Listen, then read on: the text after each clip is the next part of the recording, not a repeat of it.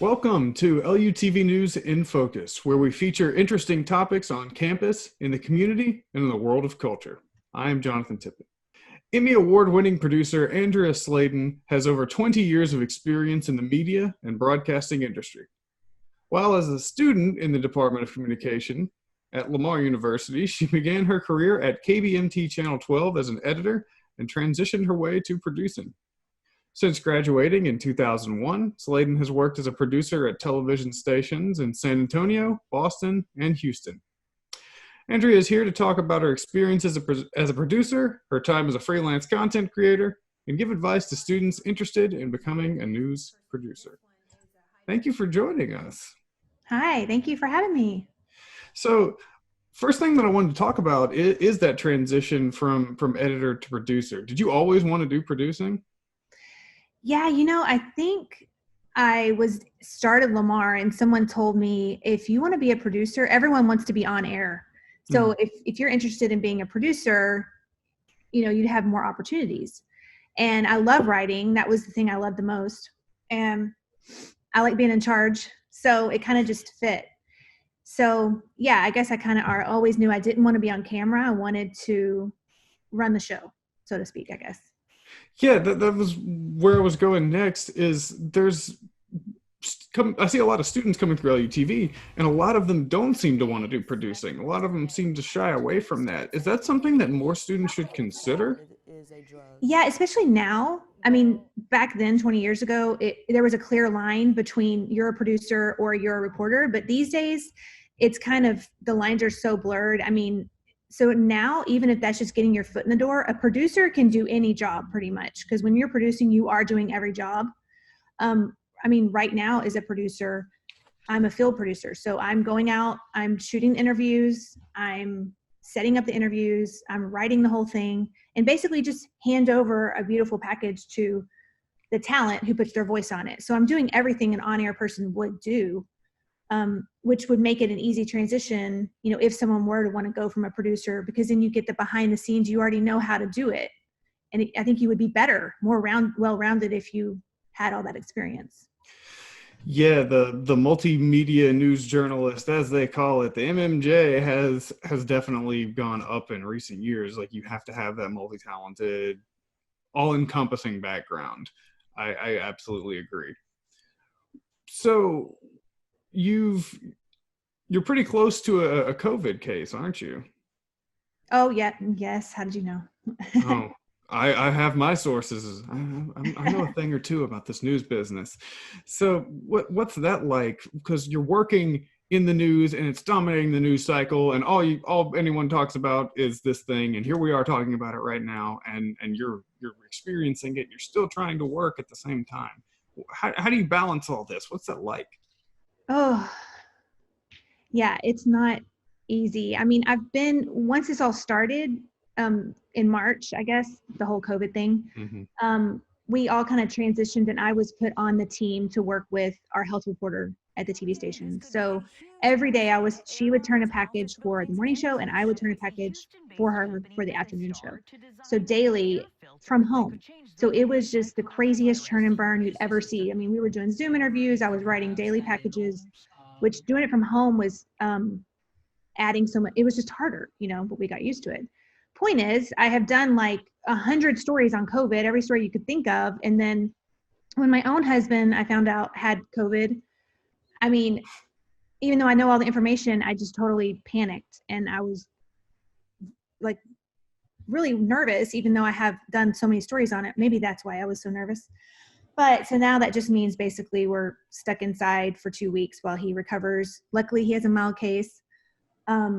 But I've been doing most of my interviews on Zoom anyway, so it's not that big of a difference. The only huge difference, obviously, in this interview, as you can see, is that my children are here. I can't send them to summer camp anymore. Well, for now. So yeah, but usually people are forgiving, and luckily, like most other people are in the same situation as far as having kids around, and they kind of get it, Yeah. In that same line of thinking, what should reporters who are going into this next semester, we're really not sure where this is going. We don't know how bad this is going to continue to be and for how long it's going to continue to be. So how can student reporters make that same transition to working at home, but still staying on top of things and staying connected? Yeah, I mean, I would just say you can create content. You know, you could be so creative with creating content, you know, like with the Zoom interviews. A lot of times I'll send out a photographer to shoot video for me, which is nice to have that option. But, you know, I would just say to keep on top of the news that's going on, and I guess to create content, constantly be, you know, looking for ways to tell stories, which is really what we're doing. You know, it's really our jobs, is we're telling other people's stories, you know.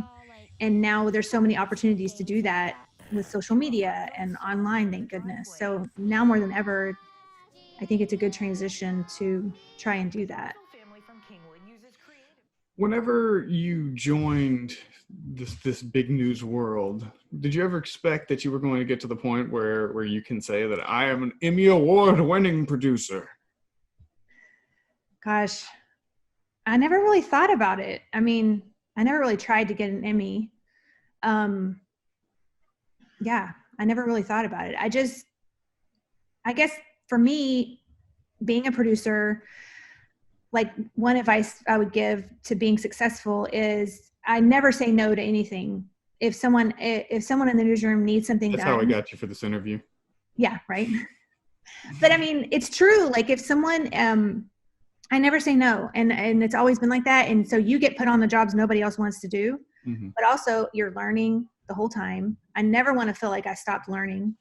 And then you're meeting everybody else on your team. You're in the future, they look to you for other projects because maybe you volunteered to go out in the field and do something. And so it makes you more well-rounded. And I never say no to anything, even now. I mean, you think I've been in the business so long, and I always say yes to everything. So that's key, I think, to learning and getting better, being successful, I think. I wanted to ask you as well, is there a small component of luck? Because your story, you wanted to be a producer and you couldn't really get to that position, and then one opened up overnight. I don't want to tell the whole thing, but it kind of fell into it. You obviously you had put yourself out there already, and you were definitely working in the environment, but it also just kind of creeped up on you. So is there always a component of luck, or do you kind of make your own luck? I think you make your own luck. And I'll tell that story quickly. I was an editor, and the anchor I worked with knew that I wanted to be a producer. So she would say every morning, get the newspaper and take one of the newspaper stories and write it for TV.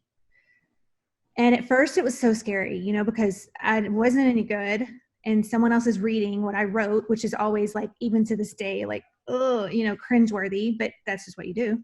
Yeah. And so I was constantly practicing that, and she would correct it and give it back to me. And doing the morning show, I mean, it was hard for them to find a good producer because nobody wants to work at, you know, midnight to 8 in Beaumont, Texas. You know, it was so hard to find a good producer. So they kept going through producers, and I would tell the news director, I could do it, give me a try. And he always said, you don't have a college degree yet. I can't hire someone without a college degree. Because I was still, you know, going through Lamar at that time. Well, one morning, and I used to get in at 3:00 a.m. and edit the videos and stuff. And one morning, the producer basically lost her mind. I mean, she was panicking about something that was happening, and she literally grabbed her stuff and walked out the back door at like 4-ish in the morning. Well, at that point, I mean, there was no option. So I stepped in and helped. And when the news director came in that day, basically he told me I had the job. I mean, I still got paid minimum wage probably, but at least I got the experience. I was like, I'll take it, whatever. I think I got a 10-cent raise, like literally. But I didn't care. It's great. It was great for me to start at KBMT while I went to Lamar, because that first job in TV is always like the hardest, because you're working the crappy shift, you're getting paid nothing. And it was nice to kind of get that out of the way while I was in college and younger. So then when I graduated, I got to go to the next market, the next jump up, without having to start off in a small market, because I kind of already did, which is why I like totally encourage people to go to Lamar University, because there's such a great TV network right there where you can learn so much at a job where you get paid and go to school, And I think nowadays it's actually fairly common for students still working on their degree rather to get into these producing jobs. It's actually kind of flipped as time has gone on. Yeah. What would you say is the reason people stay away from the job? Like why all this sudden dislike for it? Because it's a very important position, and it's one where you are in charge, and it's actually fairly accessible because not that many people aspire to be producers. So what's the holdback, and what would you say to anyone that's considering taking that career path? I think most people they think of TV and they just want to be on camera. I think that's what it is. But I mean, nowadays it's not uncommon. I mean, you've probably seen like Dateline or any of these popular shows. 48 Hours, for example, they have this whole series where they have no talent. It's all just in your own words, and it's just interviews put together. And that's a producer doing all that. And now they're even having, like, we've even done this at our TV station, have like roundtables related. Let's say we had a huge story we broke. They'll bring the producer on. The producer probably knows more about it than the talent, because the talent's not so into it as we are, to answer questions and to be the go-to person for it. And like I said before, knowing how to produce, you'll know how to do so many other jobs. And so I really recommend that to be the base. And I know a lot of people, including like our on-air anchor now, one of our on-air anchors, she was a producer for years and then got into being on air. And by then, also with producing, you can jump markets higher and faster. And you do, in a lot of cases, get paid more than the on-air person. So that was something I knew in the beginning too, that you could get paid more. And that's why because it's hard to find a good producer. So they will pay you if you are good. So that was kind of an incentive too. Makes sense to me. Is there anything else you want to add before we wrap things up? No, I said a lot.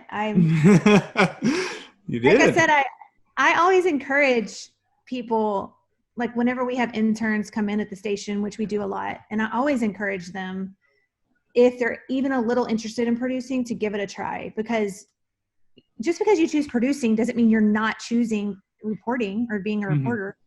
You're choosing producing, and that's one of the easiest jobs to go to any other job, because you have so much experience and you know exactly what they need, what the producers need, which in the end is what makes the show or the story, Well, thank you.